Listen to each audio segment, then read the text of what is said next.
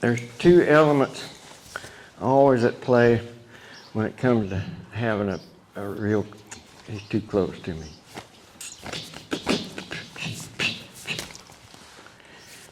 When we introduced ourselves, it was a handshake and a distance. If I'd have got up that close, you know, and started talking to you, you'd probably think, that's what he's doing to me. So I just need to raise up, in my opinion. You might be all right with him being that close to you, but I'm not. And the reason being is because of, I go into lion's den every day. And if them distance, the closer a horse is, the more power they have over you. The more distance you have, the more power that you have over the horse. Okay. If nothing else, I've got enough room to get out of his way if something spooks him over there. If he's got his head hanging over my shoulder and a rabbit jumps up out of there, and you know, them man-eating, horse-eating rabbits are pretty dangerous. Horses are. They'll sometimes spook and just run right over you. Yeah. You don't have to get run over too many times before you get a little bit concerned about them being too close here. So I just created a wall here for him to stay away from, and he's done what I want. You know, if he's over there, it don't matter. But if he sticks his nose in the fan blade here, that's not my fault. That's his, and he knows where that is. And now we've got a better understanding. So, going on to storytelling again. So on this end, we've got trust. On this end, we've got respect. So your horse right now is like this. He trusts you, but he doesn't respect you. And because he trusts you, he knows that you're not going to hurt him. It's a good thing. So he's not afraid of you a bit. So, but with respect down here, he might do what you want sometimes, and he might not, depending on how he's feeling at the moment. Catch him in a good mood, catch him when it's something that, you know, doesn't challenge him, he'll try a little bit for you. So what we got to do is raise respect, and that's what we've been doing by moving him around the pen, raising respect. When you raise respect, trust will diminish, and sometimes this will happen. Then we'll have respect up here and trust down here. This isn't any good either. This horse looks fearful of you. This horse doesn't want you to touch him. I doubt this horse will ever get there. But what I'm searching for all the time is to get trust and respect on the same plane, and when they're there together, we can raise both of them at the same time. So that's what I'm going to do right now with him in the groundwork that I'm going to do.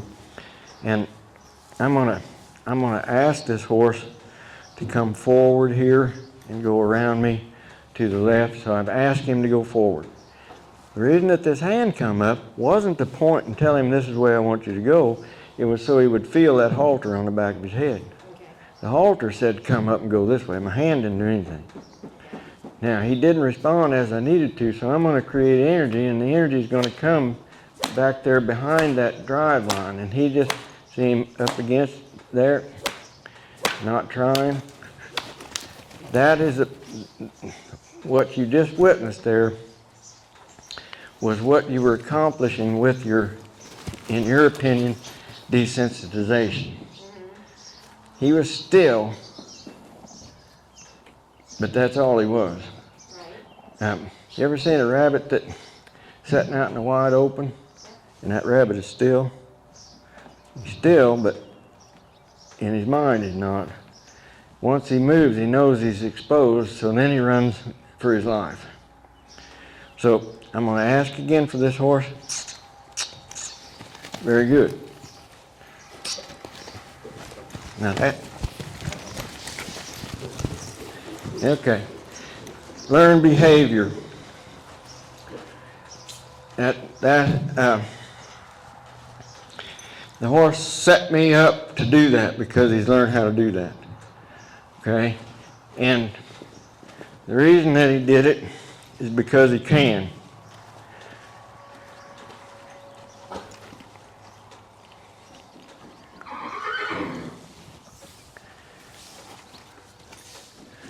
So we're going to go on like nothing happened. I'm not going to get ahead of him.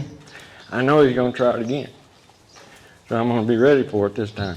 And I'm not going to let him do that.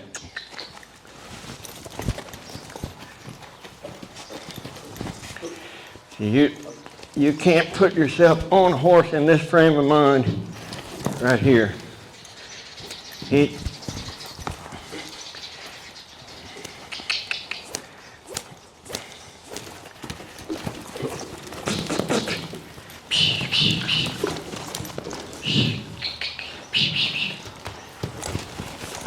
up there.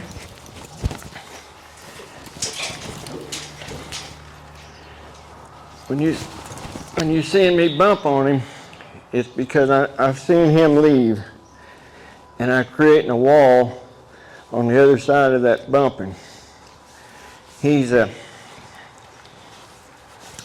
doing what in his mind he needs to do to get away from what he perceives as a threat.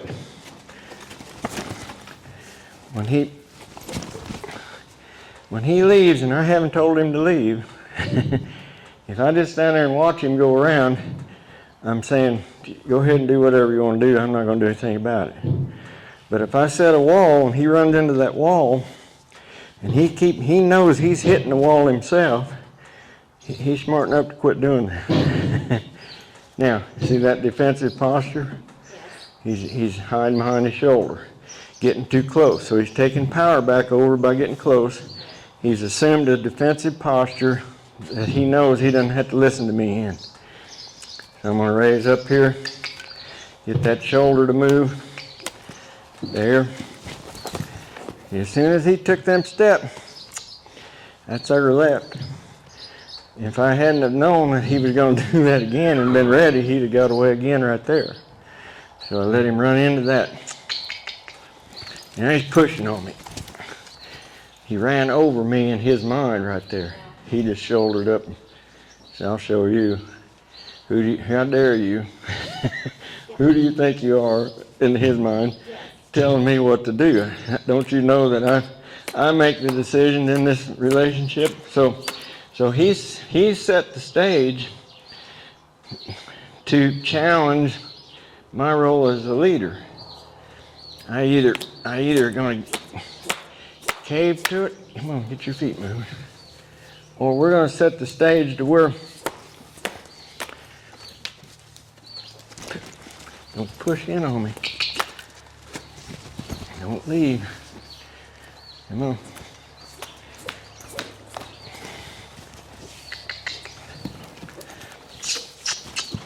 Move that hip on purpose. I'll move that shoulder. I'll move that hip. I'll move that shoulder. Set it up here. Quit. Quit.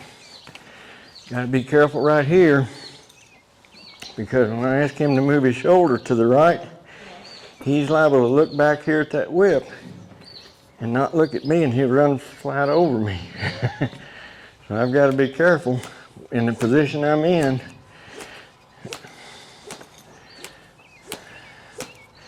He needs to try. The thoughts have got to get down to his feet. Come on, get up there.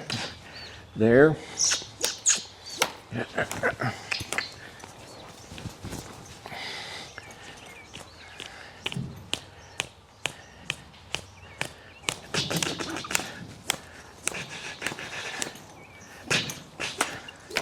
Come on.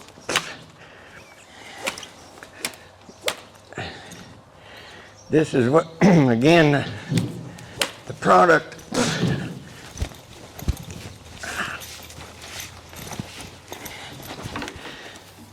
The product of what you were calling desensitizing. That's trained him to be this way. Getting close. There. Let him have that out, but you see the way he left when he did leave out of there? Yes. He left out of there real defensive, grabbing himself. That's what they do right before they buck you off.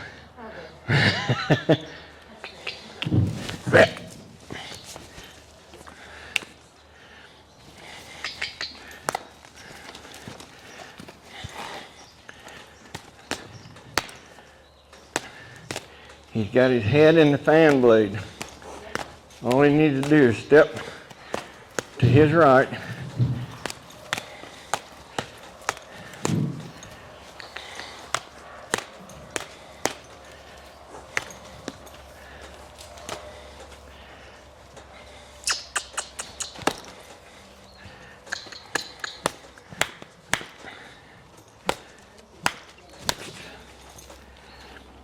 What you're seeing is not untouched horse behavior. What you're seeing is human intervention that's training him to be this way. So he's causing, when I draw a line, he's causing me to have to hold that line firmer than I would like to, but yet I've got to stay there until he can move his feet.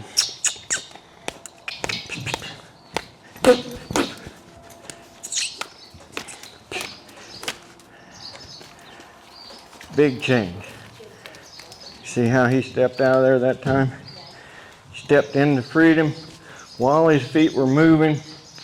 He had enough time in those steps, because they were in my picture, to say, boy, this feels good. Let's see if we can get it again. Nice. Let him have out. Now see what he's looking, where he's going? See the shape his body's in? That's exactly what I want him to do. When he's in that position, I can go straight if I want to. He's up against the outside boundary a little bit. See that? See him testing the outside boundary? He's going faster than I want him to go.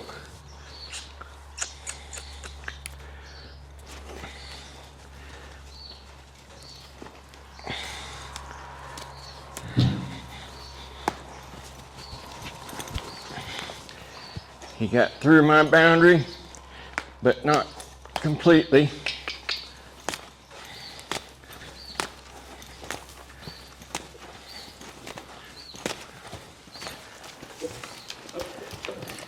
Going faster than I want, but yet took a step looking in the direction I want him to go, with a pretty decent attitude. There's what I want right there.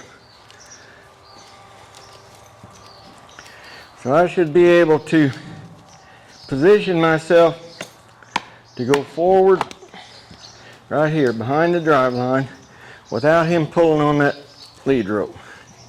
I should be able to step along beside his shoulder directly and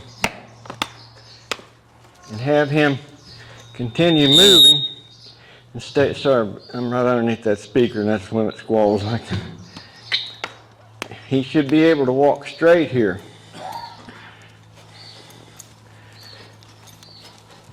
And then if I get in front of that shoulder and create this energy here, he should already be stepping to the right. And then when I decide to come behind that shoulder, he should come on around softly. If I decide to get even with the shoulder, he should walk straight on. If I decide I want to go right and I raise that energy up, he doesn't need to go faster. He needs to think about moving his shoulders to the right, like that. Now then, let's go forward. Let's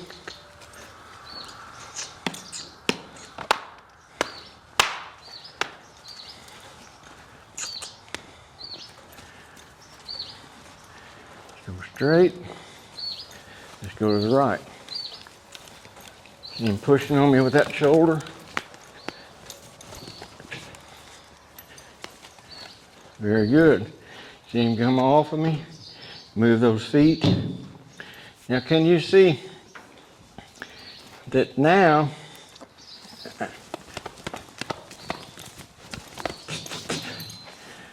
I'm going to ask you, why did I just do that? He took 2 steps that I didn't tell him to take.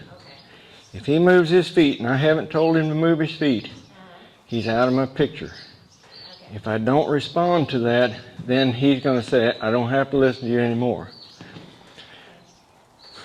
But before I did that, could you see that your horse is starting to watch my body language and respond with a good attitude and a willing behavior and doing exactly what I want all the time?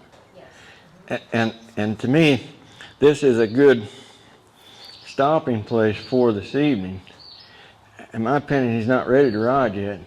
When they're as defensive as this horse is, to get on him, he's going to test you in the saddle just like he did on the ground, and you might be able to ride it, might not be able to ride it, and I don't think it's worth taking the risk. I think we've set the stage for him to realize that listening to a human as a leader is a lot better decision than him just chesting up against us and doing what he wants to do.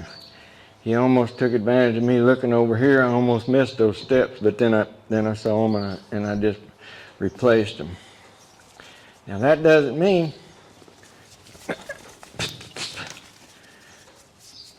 that I won't do some of your desensitizing, but it's not going to be just when he's standing still. I'm desensitizing him while his feet are moving. And I'm going to use the same tool that I'm desensitizing with as a sensitizing apparatus as well to get him to move. It's all relative to what I decide that I want him to do. This horse needs to respond in like time. So let's go forward. Very good. Come on. I've asked him.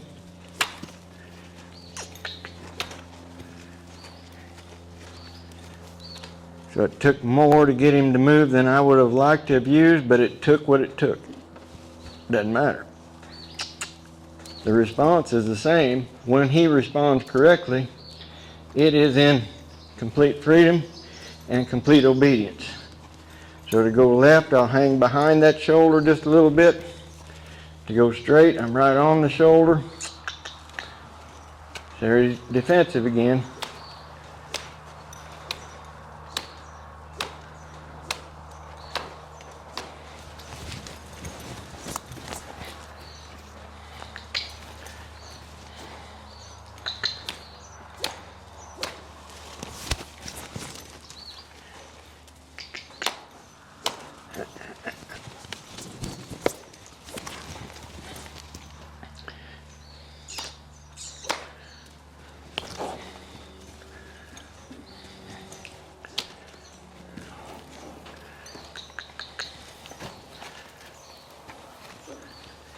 They almost instinctively know that if he yields away, he is giving up his decision-making process.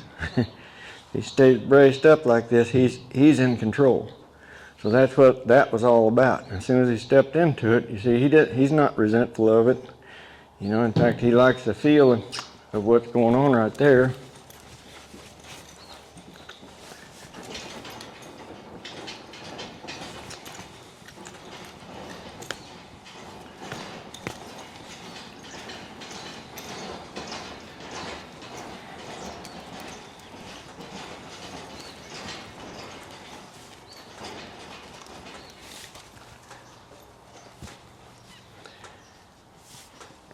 See that hip trying to move away? Yes. And he kept trying to walk forward. So that's the reason I was bumping him on the nose until he quit trying to avoid the outside boundary with his hip and the forward boundary with his nose. I want him to watch my body language, move his feet without touching that lead rope, doing exactly what I want him to do all the time without me having to do anything. That to me is as close to riding a horse you can get without actually being on them. So I think that's plenty good for him tonight. I mean, I see a lot of positive changes.